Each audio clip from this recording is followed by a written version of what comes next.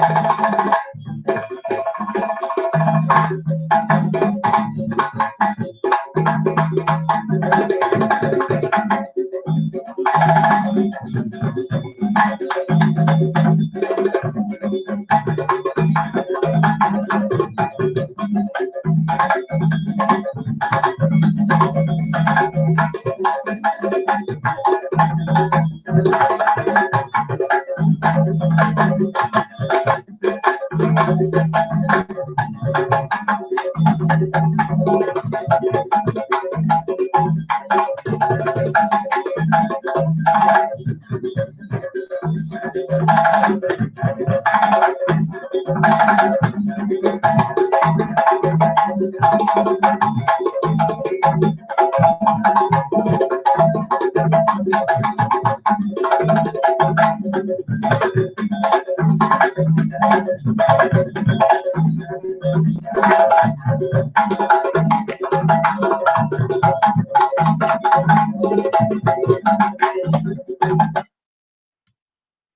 right, let me go ahead and jump into it. Give me just a second, please. Peace in that, Monica. Peace, Hotep, saying Sean. Hotep, send that, Lisa. I'm not gonna keep y'all long tonight. I'm just gonna be in here probably a good 30 to 40 minutes. Probably the shortest presentation I done ever done. I'm gonna go ahead and jump into it and get started. Give me just a second.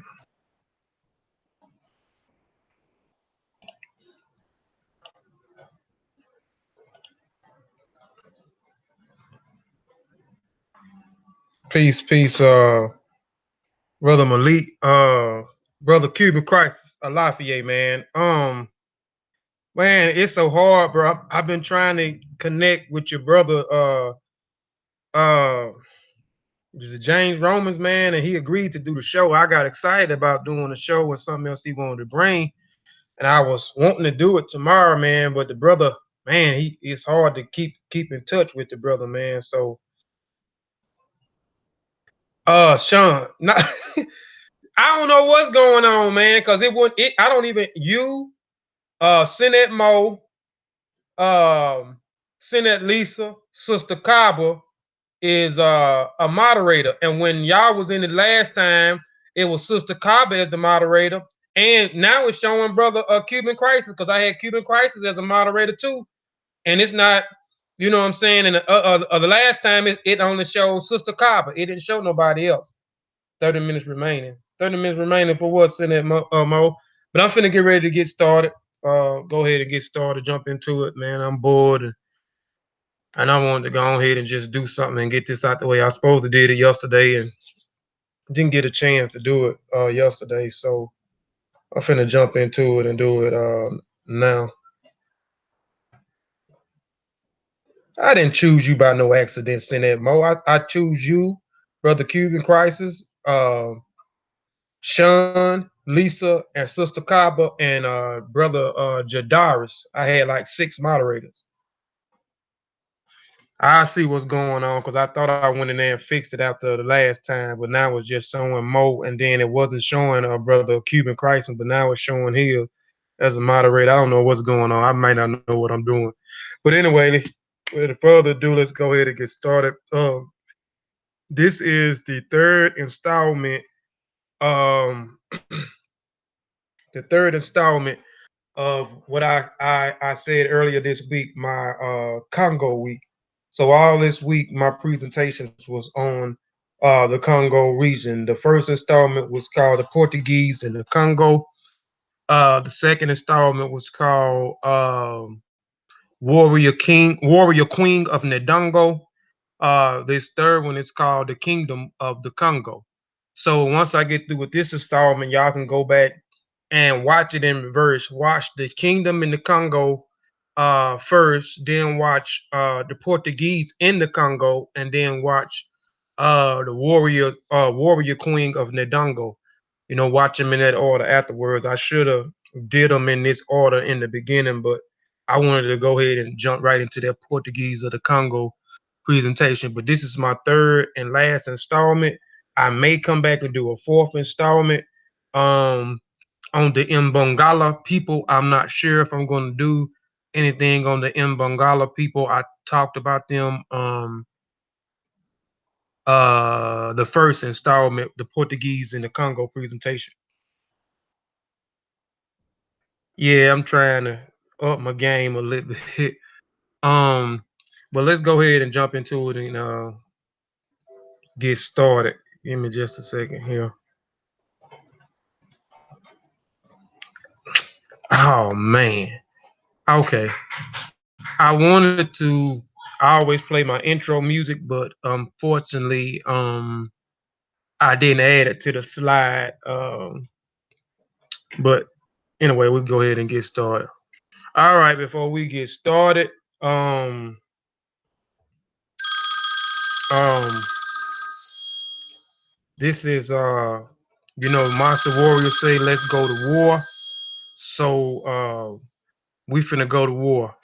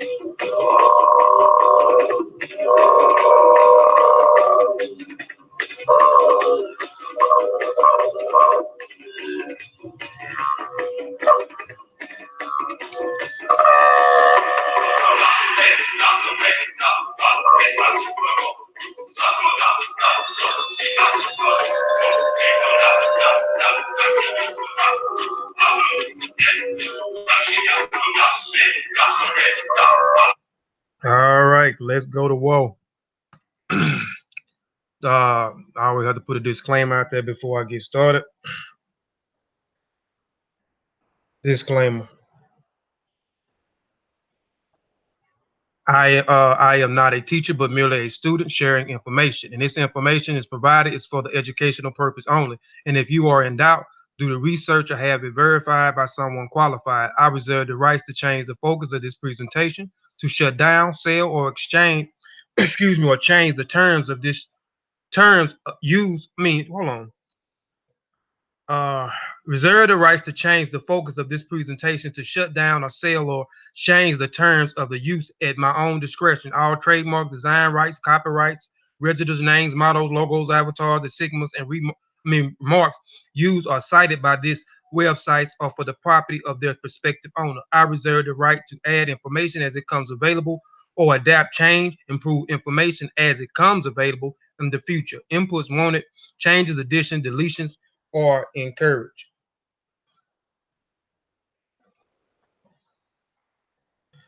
Everybody that follows me or looks at my presentation as I learn, uh, we all learn. And again, uh, I believe that the only way we can be successful, we'll be able to sell, we'll be able to improve, is we pass down and we share information.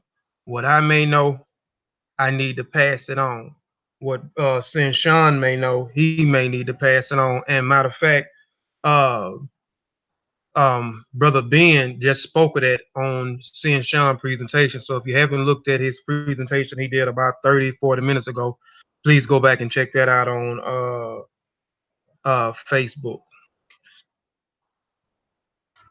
All right. Two slides I'm going to show, two slides that I have already had prior in the first installment that I had in there dealing with the people in the Congo. The earliest people to live in the Central Africa were the forest dwellers who lived off the fruits and the nuts they gathered and animals they killed. Anthropologists call these groups collective hunter-gatherers. These specialized hunters were pygmies or Bamuti, and they began living in the area in about 40,000 BCE. Their descendants still live in the forest today. who were the groups of people who settled in Central Africa. The beginning, in about 500 BCE, a small group of people who spoke related languages moved from the West Africa to Central and East Africa, forcing some of the groups of pygmies to retreat further into the forest areas of the region and absorb others as they moved through. The migration of this category of the people, called Bantu, lasted about 2,000 years. Unlike the hunter gatherers who had lived in the Congo region before, these Bantu groups knew how to smelt iron or began working with sophisticated tools. So I showed you on the first slide, which I'm reiterating. I'm gonna be reiterating some of the things that I did uh, in the installment one, Portuguese in the Congo, and the installment two, Warrior Queen of Ndongo. So the people that was in the region that we call Congo in Central Africa at one point in time, the anthropologists call them the Pygmies. I know a lot of people know them by the name as the Pygmies, but they go by the name of Mbantu, also, and a few other names. And this slide is specifically talking about uh, later on in time, you had people from West Africa begin to migrate into Central Africa. You had people from East Africa begin to migrate into Central Africa. Finally, a third category of people called the Nileites moved into the Central Africa from what is now known as the Sudan and brought with them knowledge of farming, fishing, and herding. Over a period of 700 years, the Bantu came into contact with the Nileites from the northeast, village informers who had access to iron tools spread it across the Central Africa region. Eventually, these groups developed into distinct tribes with different languages and social structures. By about 600 CE, more than 200 different ethnic groups occupied Central Africa region, each with its own customs and languages. So as these people began to migrate into Central Africa, the people that came from West Africa, those that came from East Africa and migrated into Central Africa, uh, they began to copulate. They began to merge their societies together. Small societies began to build. I mean, small societies become gather together and begin to become big societies. They begin to have children and create their own different ethnic groups, languages, and so forth in the Congo. Hence, you get uh, the people in the Congo. So I wanted to basically talk about who the people are in the Congo now. Understanding the early history of the kingdom of the Congo is complicated by the lack of writing sources from the times, as well as problematic facts that almost all of the later accounts were produced by Europeans. So a lot of the things that I'm going to be talking about, peace, brother Edmund. I'm going to be talking about um, dealing with the kingdoms in the Congo. Some of the accounts are going to be firsthand accounts from Europeans because it's not enough information that's verifying those that was in the Congo specifically of what was going on. So a lot of of those uh, the information is going to be from Europeans, specifically missionaries that went into the Congo area during the 15th, the 16th, the 17th, and the 18th century. These missionaries that went in and seen things firsthand. So a lot of the names that you see that I have in red is going to be some of these European historians and some of these missionaries or priests that went into the Congo area. I have their name highlighted in red. So you know that I'm giving you a first-hand account from these individuals. That's why I say problematic facts, because it's accounts from specifically these Europeans, these missionaries, these priests, and these European historians. This means that there is a need to be critical about Europeans' accounts, and they were written from the perspective of conquerors and outsiders. And further issues is that the local chronicles, those written from the insider's perspective, such as the Congolese historian Pilito Baka, made assumptions based on the organizations of claims in more recent history. in general knowledge, however, that the establishment of the Kingdom of the Congo came about through both voluntary and involuntary inclusions of neighboring states around central core states. Much of the early territories expansions of the kingdoms of the Congo came through various voluntary agreements with smaller neighboring states. Some historians prefer to call states entities similar to the kingdoms of the Congo as commonwealths rather than kingdoms, as they were built in parts of mutual agreements, marriage alliances, and corporations rather than conquest. Later territory expansions in the kingdom came through a large degree from conquest. So a lot of uh, basically what I was talking about in one of the other slides, where you had the people from the East Africa, West Africa coming into Central Africa, and they migrated there and been there for hundreds of years, and they began to small societies began to merge into big societies, and then later on through times you had these different ethnic groups begin to take on different regions in Central Africa, and they began to join alliances through mutual agreements, whether it was through barter and trade, whether it was through uh, marriage alignments, and so forth. It wasn't in the beginning so far as a conquest, but later on you will see through conquest. Because again, as I stated in the last two installments, that we warred with our brethren, we warred with our kindred. We still do that today. We all disagree. We all have disagreements with our friends, with our families, and with our neighbors. All right. The Kingdom of the Congo, also known as Congo Daya Nitola or Winnie wa Congas, which is the Portuguese name, ranks among the most famous kingdoms in sub-Saharan Africa. The kingdoms located in southwest Africa is now northern Angola, Gambia, the Republican of the Congo, the western portion of the Democratic Republican, and the Congo. The empire consists of 6 provinces ruled by monarchs. The Mani Congo, which is only means the ruler, which means ruler of the Congo, are rulers of the Congo, of Bakongo, Congo people.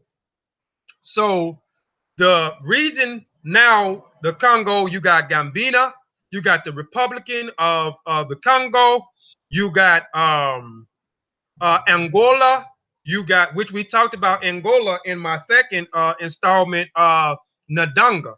Ndongo is what is called Angola today. The Portuguese name Ndonga, which is where Queen Gazinga had her throne at, in that region, which they changed to Angola. And you got you had the Republican of the Congo and the Democratic of uh, the Republican of the Congo. So these are what some of these areas are called today, but I'm gonna go into more than just some of these regions because the kingdoms or the empires spread it abroad. Baza Congo. Baza Congo was the capital of the kingdoms of the Congo. We're going to talk about who established the capital at the at Bazo Congo.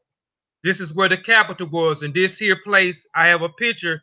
Uh, couldn't find a better picture. This picture is on top of the hill. This kingdom or empire was on top of the hill, and this also was a major place for a major trading place where pre colonizing, before the colonizers came in, this was a place where our kindred and brethren also came to trade with each other. As a greatest extent, it reaches from the Atlantic Ocean in the west to the Kawanga River in the east, and from the Congo River in the north to the Kanwaza River in the south. The kingdom consists of several core provinces ruled by the Makongo, which again, Mani Congo only means ruler or rulers of the Congo. The Portuguese version of the Congo titled Miwini Congo, meaning lord or ruler of the Congo kingdom, but it is a sphere of influence extended to the neighboring kingdoms such as Negoyo, Ka Kongo or Bak Kongo, Ndongo, and Matapa. And we talked about Matapa and Ndongo in my last installment. And today, Bakongo is this region here on this map, which is the capital of the Congo, which you will see the name, and we'll go into this word Bazanga, because you will see Bazanga, Ndongo, Bazanga, Patapa, Bazanga, Congo, Bazanga, Yogo, Bazanga, Luanda, Bazango, Soyo, Bazangas. So we'll get into what that word means and some of these other provinces inside the Congo Kingdom. All right. The founder choose this location because, and again, we're talking about the capital, Bazongo Bakongo, right here, because of the offering dual advantages of an almost central position of the kingdom and a natural defense against enemies' attack. Further, on the plateau, according to Perfacta, you see this in red. So we're talking about a European account, is the soil fertility and the air fresh, healthy, pure. There is many spring drinkable water which never hurts one's health. It is any season, the abundance of exceptional purity of water and the fertility of the land also struck a German traveler, but and I forgot to put this individual name in red because he came in later on. In the 19th century, in Odapa book, there is an etching drawing from the memory from which shows the capital erected on top of a cliff overlooking Luanda River and the narrow valley. And here, this is the place, Baza Bakongo, this place on top of a mountain or on top of a hill that this European was talking about. He encountered over the Luanda River here, and we're going to get into who established the capital and who was the first king, according to the stories of how the Congo or how the Congo got how the Congo became a mighty empire. Each province of the kingdoms had a capital named after it. Thus, Mubanza Sunday, which I talked about a while ago, each one of those is going to have those names in front of Ibanza, Abanza, Sanda. On the other one I just showed you, Imbanza, Abanza, Bakongo. For the province of Sunday, according to Hilton, the governor established their capitals in the most fertile parts of the province. Mbanza Sanyo, for example, was located in the Sahara Estar in the northwest. This was the best waters and the most populous part of the general Arid province. Mbanza Mumbamba, which governs an even less hospitable region, was located in the western north part of the province in a fertile region south of the river of Mberji. The capital of the central province of Mpamba was strategically located away from Mbanza, Congo, as southern extreme in a fertile region of the river of Lojo.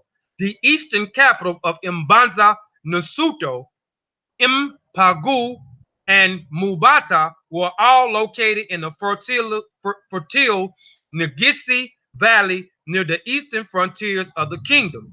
One should note that the name Mubaza derives from the Proto-Bantu word banja, which probably originated means ground made ready for building, which involves into courtyards, building sites, and the Bantu linguistic zone among the Congo. Important villages where chief lives, mainly villages, towns, or even ceremonies. And this is according to this priest, not this missionary here.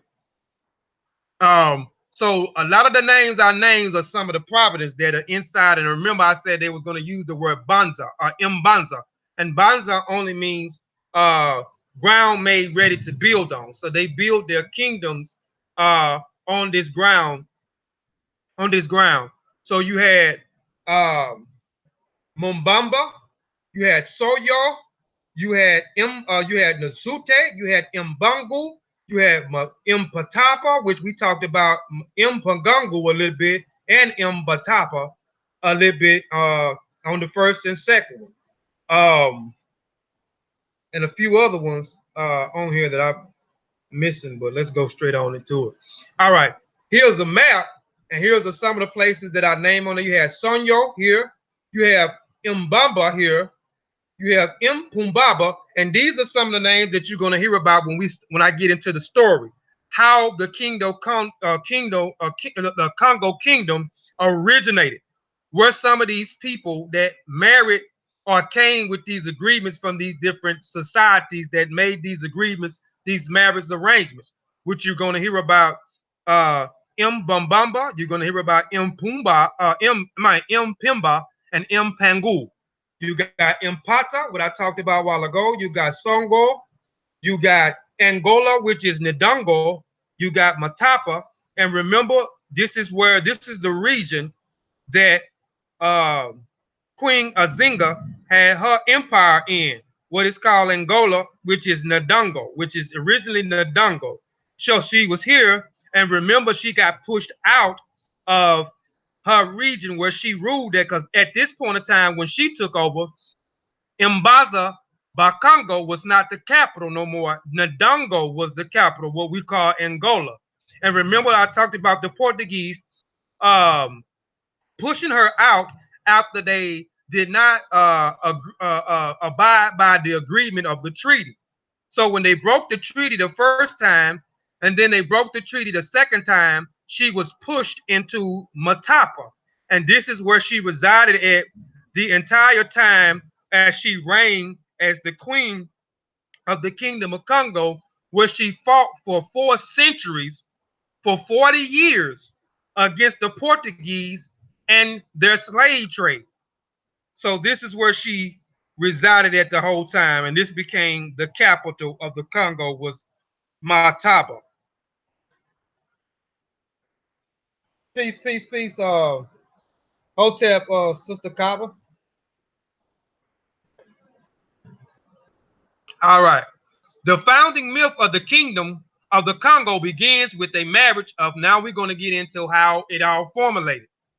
Now, the founding myth of the kingdom of the Congo began with the marriage of Nima and Nazima to Lukala Luanzanzi, the daughter of Nazar Q Kal, the chief of Mubata, which I showed here. Mubata is right here. This is the area here that one of the societies had married through an alliance and an agreement with another group of people. So you have the Mutapa people. Their marriage was solidified as an alliance between the Mpimbaba Casa, which is this area here. So you had this alliance with this alliance here. These two regions, this is how the kingdoms got started. The alliances got started, and then the province, the kingdoms of the empire of the Congo began to spread everywhere. But it started with this, with the Mbata people and the Mpumbata people.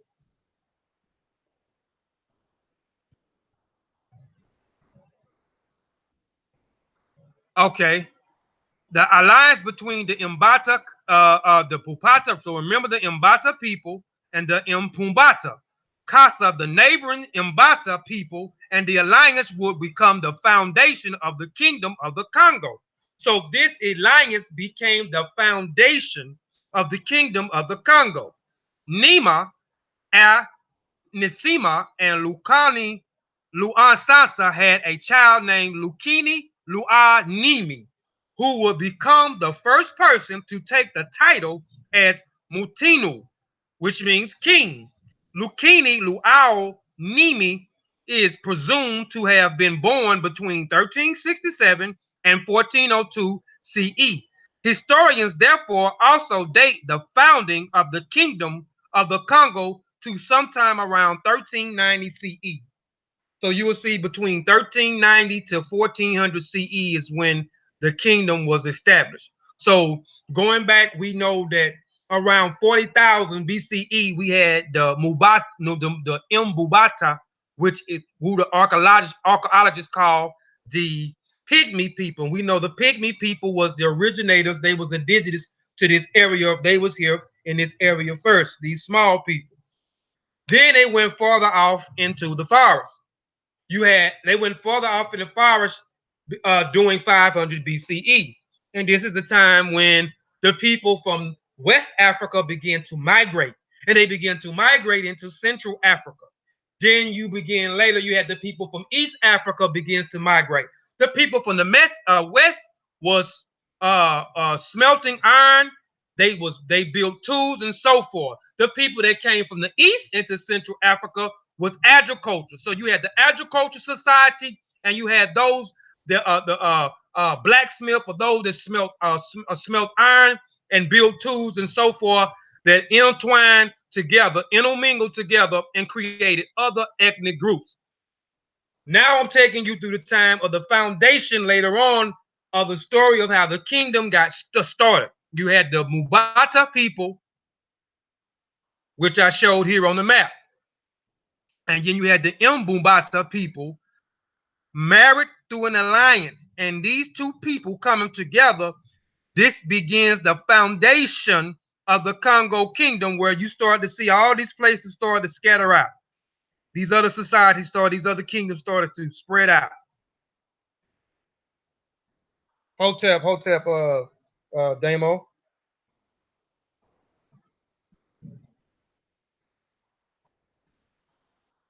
Appreciate y'all for tuning in. All right. Let me see. All right. So now let's go back.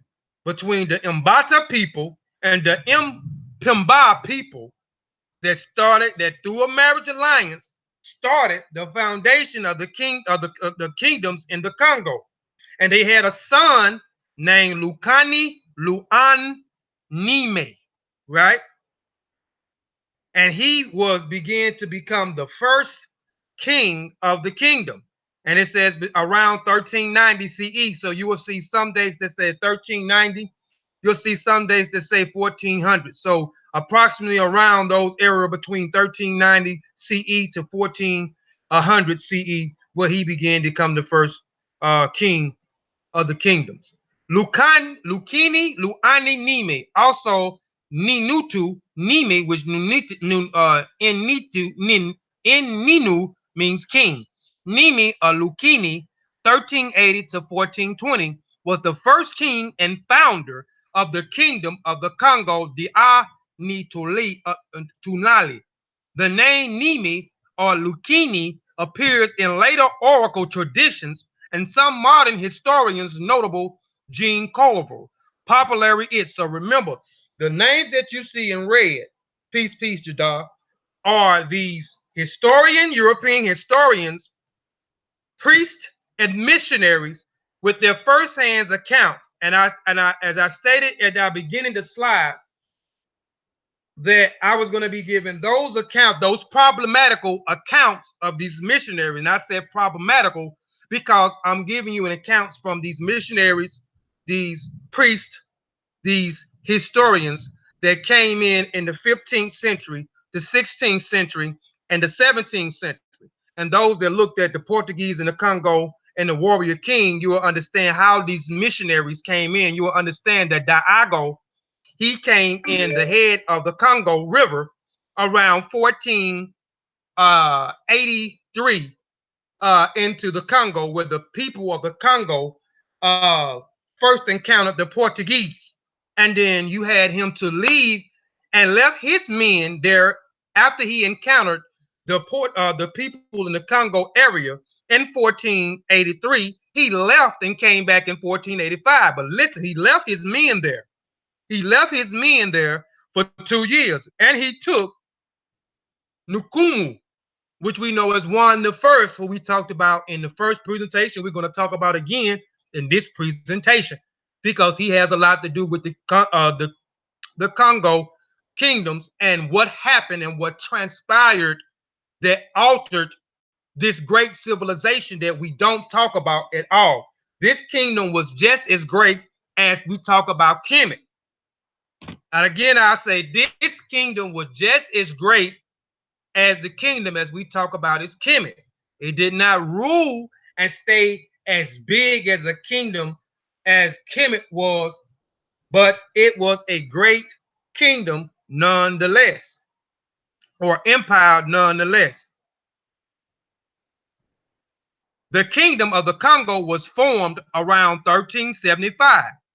The traditional collectors in the 16th and the 17th century attribute the foundation of the kingdoms of the mythological hero Nitinu Lukani, 1380 to 1420, who's coming from the north, crossed the Zaire River and conquered the area south of it, according to historian John Clover, which is another individual in red.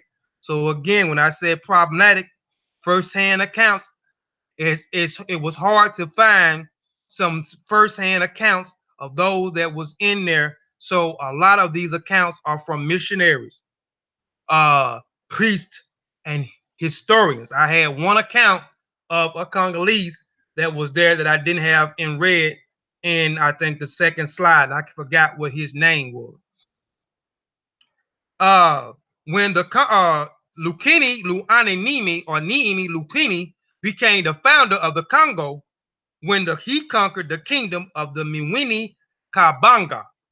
Miwini, or you will see Mbaza, because Mwini is a word that the Portuguese created. And remember, I said the first capital, which we're going to talk about the capital, which is this individual here, Luini, Lunimi, created the first capital. He became the first king of the kingdom of the Congo. Remember, his mother and father come from let's go back, come from Mubata and Mpumbaba, which these two alliances, marriage alliances, created all of what was the foundation of the Congo kingdoms.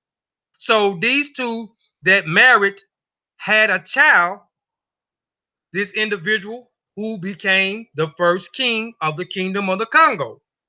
And he went out, he set sail over the I mean, he went into other areas. And then, you know, it first started out at first through alliances.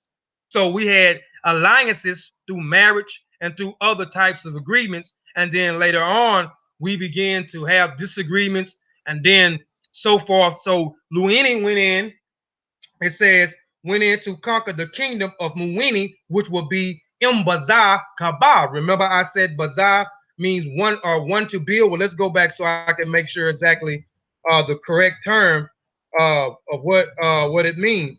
Let's see. Okay. Buns Mbaza derives from the Proto-Ponto root banja, which probably originated means ground made ready to build on. So every kingdom that you would see, it would have Mbaza or Abaza, which Bukini created the first capital, which was Mbaza Bakongo. So the founder of the Congo, which conquered the kingdoms of Mwini Kambaga or Miwini Mbungala, which laid upon the mountains in the south. After crossing the Nzara from his father kingdom on the north bank, the historian kingdom of Vagun. The original inhabitants of the area were large-headed dwarfs, and we're talking about, again, we're talking about the Mubatas or the Bakambuga, the Mbudala or the Bafula Mungu, which we're talking about the pygmy people. Everybody know them. The anthropologists call these small people by the pygmy. He transferred his rule to this mountain that the Mongol Dio Congo, or the mountains of the Congo, and made the Mbaza Congo, or the Mbaza Ba Congo, or the Baza Ba Congo. The town there, or made his capital. 2 centuries later, the Mwini Kabanga descendants still symbolically changed the conquest and the annual celebration. The rulers of the follow Lukana all claim some form of relationship to the Kanda, or lineage of were known as the Kukulini. The Kukulini Kanda, or house, because Kanda only means house. And Kanda, I'm going to go through some of it. It's like when you talk about the Kemet, you know, we know Kemet, we had the pre-dynastic area. We had the first dynastic. We had the first intermediate period. Then we had the Middle Kingdom. Then we had the second intermediate period. Then we had uh the new period of the New Kingdom. Then we had the third intermediate period. Then we had the late period. The same. Go ahead, you can get it, son. You had the same way. This was structured the same way. Like I said, we talk about the empire of Kemet, and this also the Congo had a great empire as well.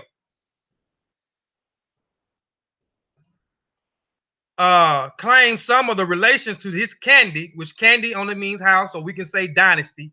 The Kulana candy or house is response in the Portuguese documents would rule Congos unopposed until 1567.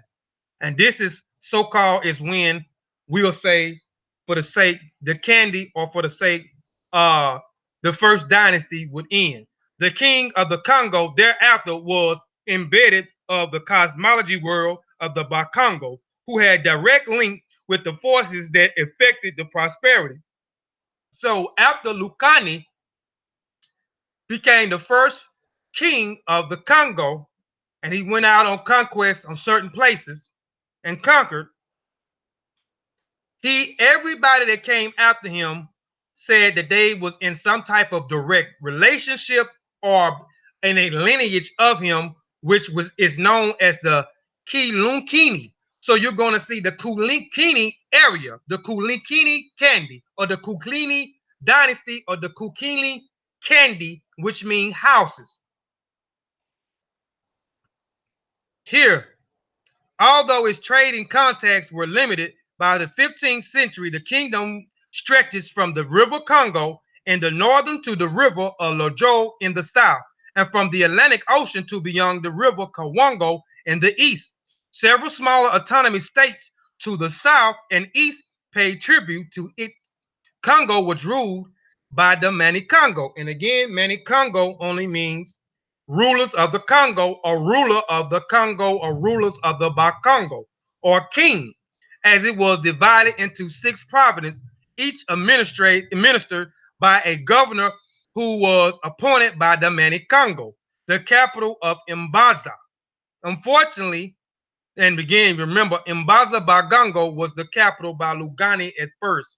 And then in our second installment, we talked about the second capital, which was Ndongo. And Ndongo was what we call Angola today. This is where Queen Nzinga had her empire were until, again, the Portuguese broke the treaty, pushed her out, and she went into Mbatapa. She came back later on into Ndongo, what we call Angola, and she conquered them, I think, between 1624, where she made an alliance with the Dutch, because the Dutch at that time became competition for the Portuguese that came in the area. So Queen Nzinga, the queen of the Congo, the kingdoms of the Congo, she alliance herself with the Dutch in order to push the Portuguese out, because the Portuguese broke the treaty with the people in the Congo twice. So she pushed them out in 1624, if I'm not mistaken. And they or 1625, it's either 1624 or 1625. And she pushed them out, and she reclaimed the capital of her empire was Ndongo, which is Angola. But then a year later in 1626, the Portuguese came back. Oh, okay, timekeeper. I'm about done too. I'm about done. Oh, but the time, I mean, Lord, I'm finna say the timekeeper. But by that time, um, the Portuguese came back in, but they already started when they was breaking the treaties. Remember the Mbongala? Those that might not know who the Mbongala is, look up the Mbongala. The Mbongala comes from out of the Congo region. I can't think of the region that they come from out of Central Africa, but remember, these people was warrior. They was African warriors, um, mercenaries. And I told you they put you in the mind of the Zulu warriors, and the way that they they attacked and they assimilated is in the same fashion the Zulu people had their formations of attacks. But these guys was mercenaries and they trained an odd way and they did some things that I disagree with. And you know, these guys was up for hire. And the Portuguese people liked these people because remember, when we go back, if you go back, if you follow me, if you looked at the first and second installment. So when we get to the second installment of the of my three presentations, the second, this is the third. So the second installment, we talked about Queen Azinga's father, and we talked about her brother, and specifically that was on the throne before Queen Azinga. And remember, her father, prior before her father, there was another Kafaji, if I'm not mistaken. He was the one that wanted help because by this time, Alfonso had did some stuff, which we're going to get into Alfonso again in a minute. Had did some stuff that already started the confusion and the alteration of the Congo region. So the slave trade jumped off. So at this particular time, this king wanted um the Portuguese military to come in to assist them. But they came 2 years later, and then Queen Azinga's father was on the throne at this time. So when he came in, he locked the Portuguese up. But then he let Diaz go, which was Bartmithil was Diaz. And if you don't know who Bartmithil was Diaz is, he was a Portuguese explorer who I talked about in my first installment, Portuguese of the Congo. So if you haven't looked at it, just go back and look at it whenever you got some time. But afterwards, he let Barmithil's Dio's grandson, that's his grandson. I mean, I said son. If I did say son, I mean to say grandson. He let him go. He left and went back to because he said, okay, well, he would want the alliance, and then he wanted the knowledge from the Portuguese, the new technology, which was these muskets, which they already had them in certain areas with Alfonso, which is Mbumba, his original name, and his father Nukumu, who was called Juan the First. And um, so once Diaz came back, Diaz became a governor in Ndongo, but in a certain part of Ndongo where they created a settlement for the Portuguese. He came back with 700 Portuguese and 350 military Portuguese men. And I talked about this in my second installment. You can go back and look at that. So when he came back, Queen Azinga's father let him set up a settlement in Ndongo. And that region was called Luanda. You can look Luanda up. And this was a province of the Portuguese. These 700 Portuguese that came in and 350 military factories that came in. And he made a mistake when he did that. And also the merchants that also came in, the Portuguese merchants that came in Luanda and so forth. But anyway, unfortunately, the history of the kingdom was written down in the late 16th century and focused on the ruling dynasty larger overlooking the previous ruling dynasty. So you have Luani Nini, who we talked about, who his mother and father from Mubata and Mupuba, if I'm saying it right, because I'll be turning the names up, uh, came together through an alliance of marriages. This was the foundation of the kingdoms. They had a son. And then later on, these are the men that came along right here. So you have all these different names: Nagaga, Nalaza, Inlazaza, Nukumu, Lukana, Nizinge, Nukumwe, which we talked about in the first, and we're going to talk about him again, which is Alfonso's father, and he was the first person on the throne when Gaio, the explorer, came in on the head of the Congo River. Dio, where they started exchanging trading goods, where they made an agreement in 1481. He took some Nukumu nobles back to Portuguese and left his men there doing this region. And after he died, you had his son Alfonso that took over Mbumbaba, who took over the throne, which we'll talk about in a minute. And then these are some of the other names here, all the way down here. So, and this will be considered as the Lucini candy, or or the, let's go back, or the Kikilini Kandi, which would be the first dynasty, as what Kemet would call it, the first dynasty, but Kandi only means house. So what this will be the on the first houses right here, the Kukini houses, or the dynasties, or this first period. Then later, I didn't go. I'm not gonna go into all of them, but then you get the house or the candy of Kulini in 1568 to 1622. Probably will be the second dynasty or so forth. Then you have the house of Nusudidi of King Kanga, which is 1620 to 1631, will probably be the third dynasty. House of Kimpanza, which will be the third dynasty, 631 to 638. The house of Kalaza, CE 630, 61. And if you want to know what happened between these periods, get with me and I'll shoot you the information on each period and I'll break it down. I'm not trying to, I'm trying to make the presentation too long because I want to get back to my son. But if you want the information on between these different houses or dynasties or whatever you want to call them, uh, just inbox me and I'll shoot you the information all the way up to what happened during the Civil War. But even though during the Civil War, we know Kemet had a lot of civil wars. But and prior to this Civil War, we had civil wars that broke out. We had civil wars that broke out because of the technology that was given, the technology of the muskets and the gunpowder that was given, and the slave trade that jumped off. And I'll probably talk about that real quick in a minute because we already talked about that on my first installment and a little bit on my second installment. And then you got the House of the Southern Kazaza, the Kingdom of the Congos. You got the kings of the independent states of the Congo. Then you got modern Angola, which is now back the capital of the Congo, which is the original name is called Ndongo. Remember, this was the region became the capital of Queen Azinga here.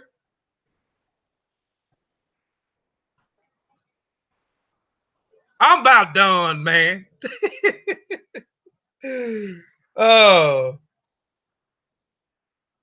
uh, economic structure. The universal currency in the Congo is just about all of the Central Africans with shell money, known locally as Nzimbu. 100 Nzimbu couple purchased a hen, 300, a garden, hoe, and 2,000 goats. Slaves, which were also a part of the Congo economics, but increased in trades after contacts with the Portuguese, were also bought by Nzimbu. So we know that our money was used. We used shells. We used cowrie shells in exchange. Well, we used that for monetary value. Was the cowrie shells. If you study different African cultures, you can see that that was one of the form of exchange of money was shells, cowrie shells. And I know you see, I say uh,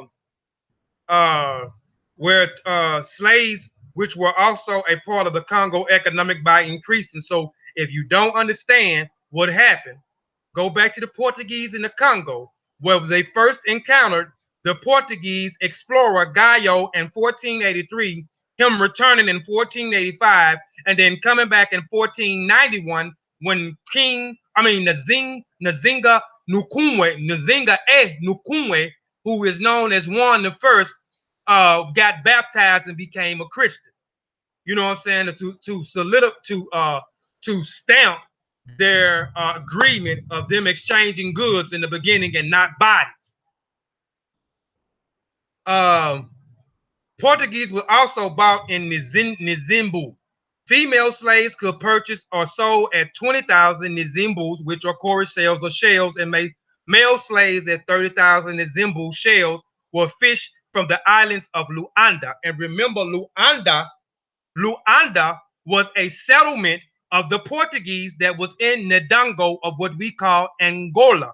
Remember, Queen Azinga father let Barmithus Diaz's grandson come back after he let him freed him from being in prison, let him come back with 700 settlers and 300 military factories and set up their own settlement in the Congo called Luanda and kept as a royal monopoly. The smaller shells were filtered out so that only the large shells entered the marketplace and currency. The Congo would not trade for gold or silver, but Nzimbu shells, often put in pots in special increments, could buy anything. Congo money pots held increments of 40, 100, 250, 400, 500 for especially large purchases. There was standardized units such as Fanda, 1,000 big shells, Lufuke, 10,000 big shells, and Kofo, 20,000 big shells. This is the Dizimbu. This is the money, the Cora shell. So this is just a image of the Cora shells. Those that may not know about Cora shells, but I know the people that is looking at this presentation with me and is following along, you know, they African centered. You know what I'm saying? They have retrieved their African heritage, their African traditions, and they have become not talkers, but they have become practitioners of their own traditions. They have Sankofa, so they know what we're talking about. But I'm throwing these things up here for the people that may come back on here later that may not know what Nizimbu is or what Cori shells are. And we use these things for an exchange for money, but these things was also decorated on our clothes, on our mask, on our drums, and so forth. All right. And I'm about to wrap it up. Just retouching on something in the Portuguese. I talk about Nzanga Nukue, who was named King One. In 1483, the Portuguese explorer Dago Cao sailed up the uncharted Congo River, finding the Congo village and becoming the first European to encounter the Congo kingdom. During his visit, Cao left his men in the King Congo, as I stated, while taking the Congo noblemen, which was Nzinga Nukungwe nobleman, back to Portugal. He returned to the Congo noble in 1485, which was 2 years later. In the point of ruling King Nzinga a Nukungwe converted to Christianity. And I talked about this in the first and second, and Sin Sean, if you've been following Sin Sean's presentations, he talks about this same thing. The missionaries coming in, going after them, sending missionaries in first. The Christian missionaries try to convert the king. Once they convert the king converts the kingdom. Or what if they couldn't? After the missionaries come in, the next step was them guns was coming in. Them guns was coming in, locked and loaded. And as you see in this presentation and the last presentation with him, with the first one, Nukumwe and Mbumbaba, who we know as Alfonso, they converted to Christianity to seal a pact or an agreement with the Portuguese. Because in my first installment, my first presentation, I show you what the people in the Congo was practicing, what was their indigenous system, and it wasn't Christianity. And I showed you in the first installment, doing the Portuguese mission was to explore other lands, and specifically Africa, because Prince Henry, the navigator, was fascinated by Africa and wanted the natural resources from Africa. So they went in to explore Africa for its gold and other resources. Excuse me, and its other resources. Um, Dang, and I lost my point of what I was going to say. I was saying that to say something. It'll come back to me. But yeah, yeah. Now, no, I don't. It'll come back to me. But at that point, the ruling king Nzanga Nukun converted to Christianity. Oh yeah, I was just saying I showed that with the purpose of the Portuguese discovery that we talked about and that birthed the age of discovery. Their mission was to go and to explore the natural resources and to spread Christianity and to push out the Muslims and the different trade routes, which they did. They mastermind.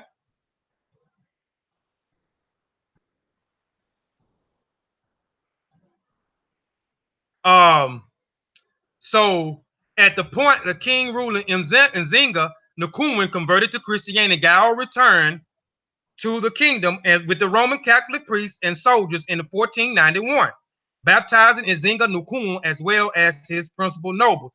But see, he did something nobody else did. He he converted, but then he threw it. And again, I'm not trying to disrespect nobody, but if you practicing that, he said, I'm gonna go back to what I know, and he said, I'm gonna throw this in the trash. So Nkrumah started, he threw it in the trash. He threw their religion in the trash. He threw Christianity in the trash. Starting with the ruling of Soyo, the coastal province, at the same time, literally, the Congo citizens returned to former Portugal, open for the first schools. And Zinga of Nkrumah took the name Juan the First in honor of the Portuguese king at that time. And again, we see this through time immemorial. They strip us of our names. They strip us of our native tongue. They strip us of our traditions. They stripped us of our morals, our ethics, our edicts, and so forth. But again, Nkrumah, after 3 years, he said he's going to go back. And while he was king, he did not convert the whole kingdom. They had a choice, but not with his son.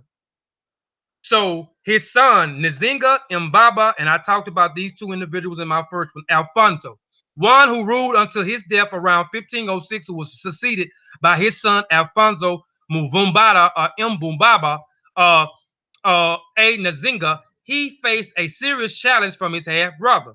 You know, his half brother challenged him to the throne.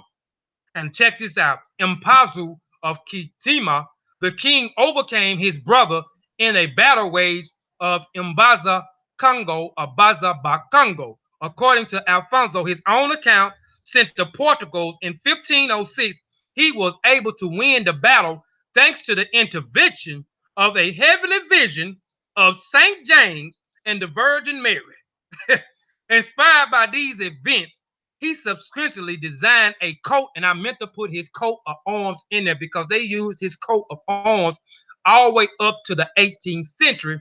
And I forgot to put his coat of arms on there because I wanted to show y'all his coats of arms. Coats of arms from the Congo that was used by all following kings. And I would have put it in there, but trying to come behind seeing Sean that got me amped. He went live, so I'm going live. All following kings of official documents, royal paraphernalia, and like until 1860, while King Juan I later reverted to his traditional belief. Alfonso I established Christianity as a state religion of his kingdom. So his son established it throughout the kingdom. King Alfonso I, whose name is Mbumbaba, who after converted to Christianity, they changed his name to Alfonso. They took on these European names, no different than when we walk around and we dap up our homeboy Billy. What up, Billy? We dap up Susan. We dap up Jill. We dap up Susan Sand and all these other different European names that we calling ourselves by. I work to create a viable version of the Roman Catholic Church in the Congo, provided from its income from royal assets of taxation that provided salaries for the workers, along with advertising the portals such as Rio de Janeiro, the Portuguese roga, and this was a priest chaplain sent to assist the Congo. You can see it. You can see the missionary. He's in there now. Look at him. He in there now. Created synchronicity versions of Christianity that will remain parts of his culture for the rest of the kingdom's independent existence. King Alfonso himself studied hard at the task. Rue de Agro once said Alfonso knew more about the church tenets than he did. So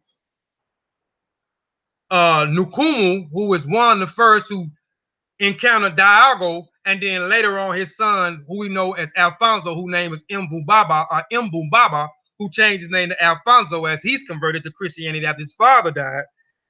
He began to outlaw their indigenous systems, and he began to convert everyone. And then he sent his son off to be a bishop who is believed to be the first black bishop, African bishop, Catholic bishop ever.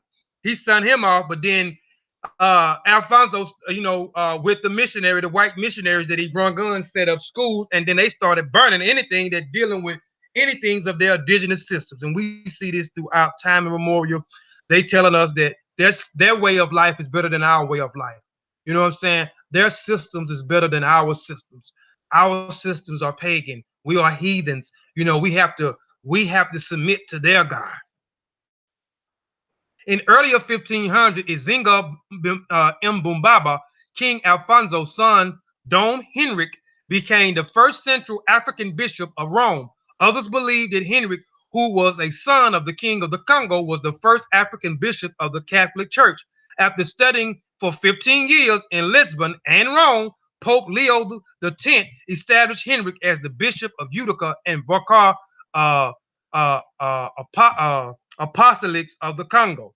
So this is just a little cartoon picture of uh, Mbumbaba, Alfonso's son, a depiction or a painting of him after he trained for 15 years and he became a pope, uh, a bishop, I mean. Here is one of the cathedrals that is set up in the Congo. Uh, this is one of the cathedrals in the 16th century because Alfonso or Mbumbaba, he outlawed their indigenous systems and then he started setting up schools and he started setting up churches. And this is one of, they say, is one of the oldest cathedrals that was set up in the Congo. The Kingdom of the Congos have, okay, now this is my summary here. This is my summary. And again, you can understand some of these things. And this is just my brief summary. And by me doing this, I may, and I'm not trying to copy you, saying Sean. I'm not trying to copy you, but I may do an article, man, on the Congo. And this year, as I was typing, I wanted to keep typing tonight. Just keep typing and just keep typing and keep typing because there's so much I want to talk about. And then I try not, and I wanted to cover some more stuff with this Kingdom of the Congo presentation. So, but I may do article and on the Congo, my summary here.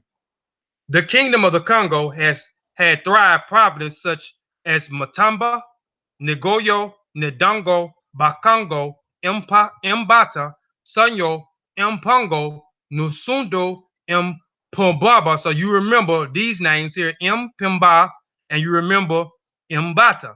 These two married in an alliances that actually started the foundation of the kingdoms. And these two alliances, men and women had a son named Lukani Ini Nimi, who became the first king of the Kingdom of the Congo. Remember, y'all know this name, Ndongo. I talked about this in my second installment, Queen Gazinga, which is now called Angola.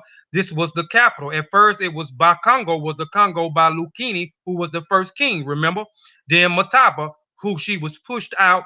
Queen Gazinga was pushed out into Mataba. So these are some of the Nasundi, Mbaza, as well as the Portuguese, well before the Portuguese arrived in the Congo. So the Portuguese was thriving. That's why I want to do a little bit more because the Portuguese had a thriving kingdom. You know what I'm saying? They was master agricultures, master blacksmithing. They was also, they was said this is where the master people that created fabrics and so forth from. So it was just so much stuff that I wanted to incorporate in this presentation, but I wanted to kind of keep it limit, kind of keep it short. You know what I'm saying? And the other two, they was an hour and a half. So I wanted to try to keep this 45 minutes, but I think it turned into maybe a little over an hour and so forth. But this is my this is it. So the Portuguese arrived in the Congo. Chaos, confusion, corruption, destruction began when the Portuguese explorers, Christianity missionaries, merchants, and military arrived and settled in the Congo. The Mani Congo, which means rulers of the Congo, made a big mistake once they started exchanging and trading goods with the Portuguese, and then later agreed to give them prisoners of war and criminals of Portuguese in exchange for their goods and new technology. So I'm gonna stop right there and I'll keep going. But just catching people up that may not have looked at it is that the Portuguese, once they started, it all started, all three presentations connected.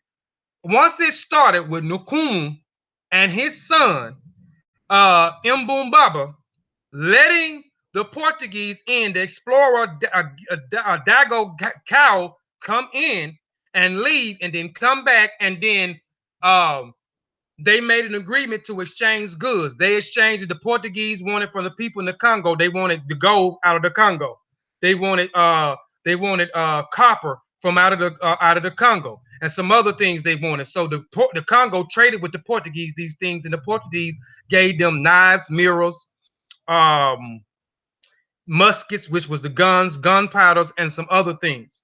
And then the people got greedy, especially after they set up the sugar plantations on the islands, because once you study the Congo, a lot of people that was in the Congo doing the slave trade, these people went to Brazil. We know that in the islands, this is where the sugar cane was jumping off. It was popping off. The sugar was popping off at this time. So, and I showed you in a Portuguese in the Congo presentation, on my Portuguese in the presentation, I showed you that what we call slaves, or what they call slaves, were prisoners of war. Well, we warred against our brethren. And I showed you that the prisoners of war, the prisoners of war, they was able to own land, they was able to make money, they was able to marry people in the society, and they was able to leave once they worked off their debt, or they was able to integrate in the society.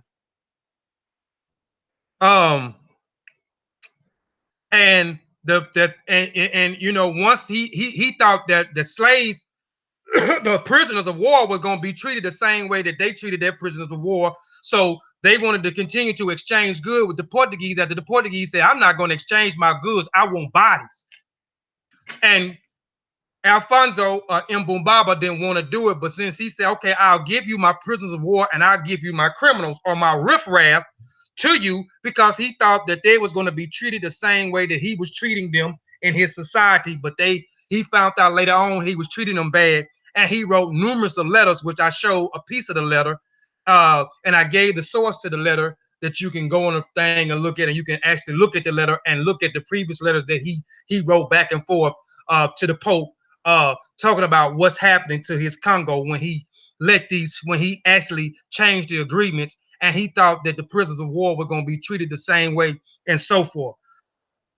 Those decisions, as well, would later giving Portuguese their own settlement, and this came in the second installment with Queen Azinga father letting Barmithus Diaz free, letting him come back with 700 settlers, and coming back with 350 military, and setting up in Ndongo his own little settlement called Luanda. And these people began, and he became the governor, and each governor after him began to attack Ndongo, which became the capital of the Congo at that point of time.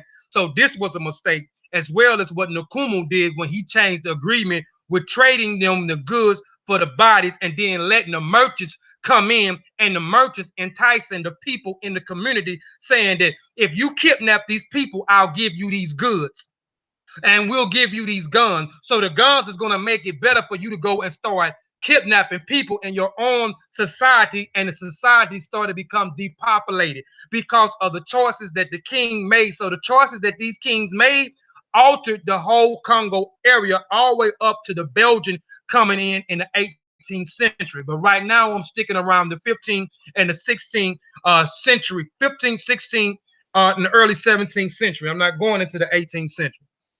Those decisions, as well, would later giving Portuguese their own settlements in Ndongo, Angola, were bad for the kingdoms of the Congo. They converted to the Portuguese religion, Christianity, and disowned their spiritual and religious systems. The guns they received from the Portuguese caused a depopulation in the Congo by illegal kidnapping, and people in the Congo by their own, with the Portuguese merchants supposed to be giving them goods to the locals in the society in exchange for human bodies for their sugarcane plantations on the islands. Their continuous attacks on the kingdoms in the Congo transpired was centuries, devastating the kingdoms of the Congo. So that's my conclusion. That is, and here is my sources. Um, right here.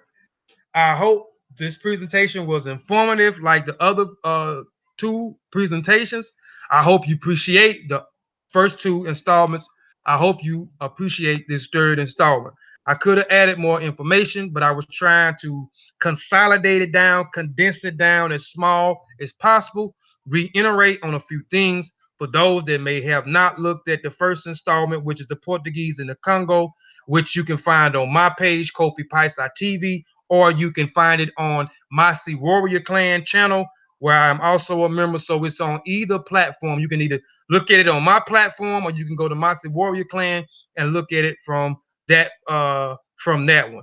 Also, um go and check out Sin Sean Portuguese presentations on the Master Warrior Clan, and hopefully he can down get me with if he got me the technology. The technology kind of go with the Portuguese and the Congo presentation.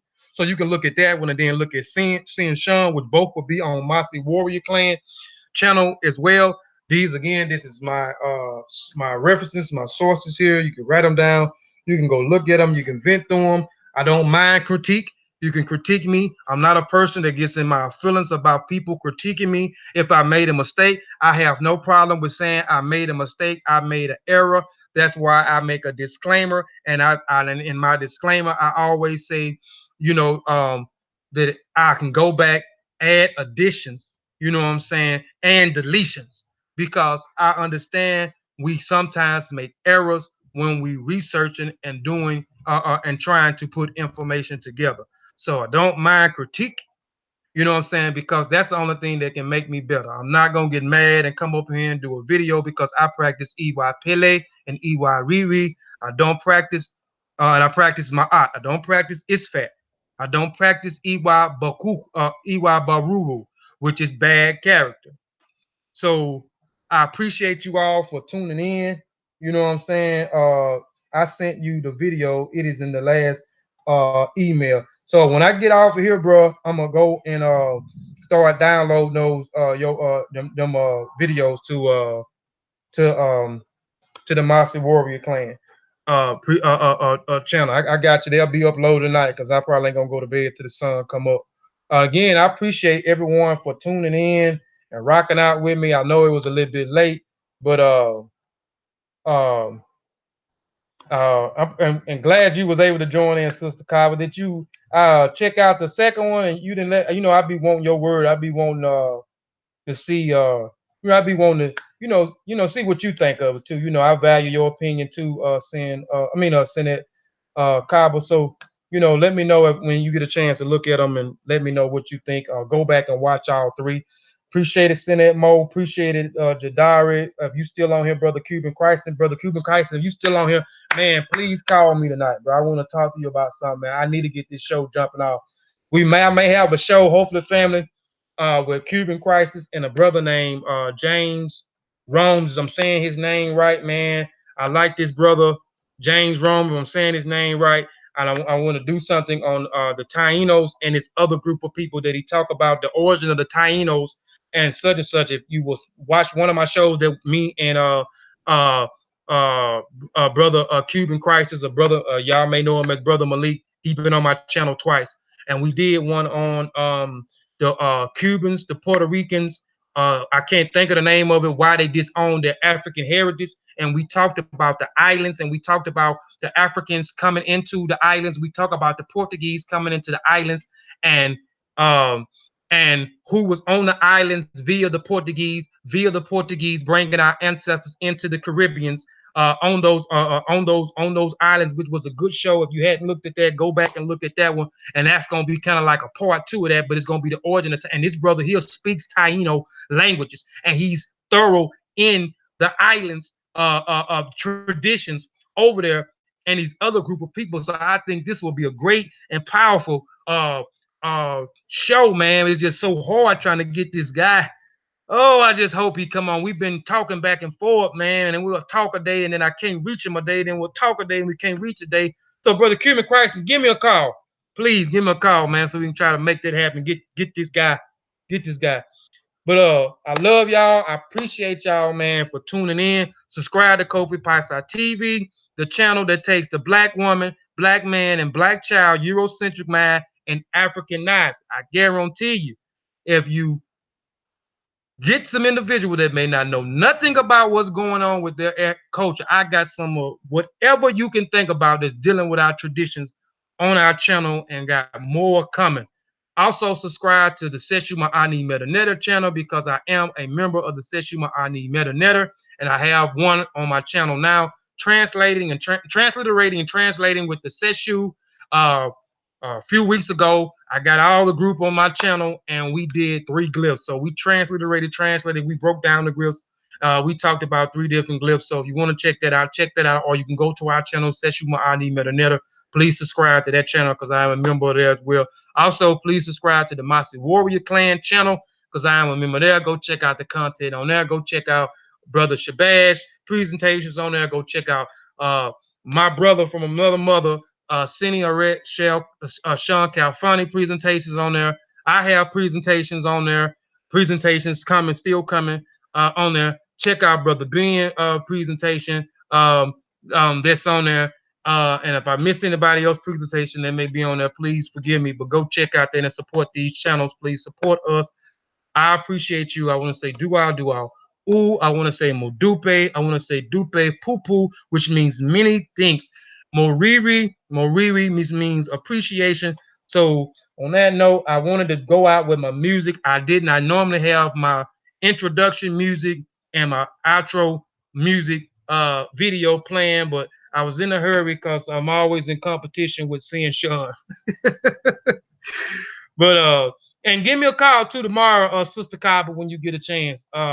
But on that note, and see everybody, Jadar stuff is popping up now. Jadar's, Sister Cobbles, Monica's on here, and Brother Cuban Christ is on there. Sean's didn't pop up, and Lisa didn't pop up. And they was administrators, and them was all my administrators on here. Before you get off here, y'all, please hit the like button. Please hit the like button. Please. And on that note, I want to say Shemim Hotep and a beautiful Houdier.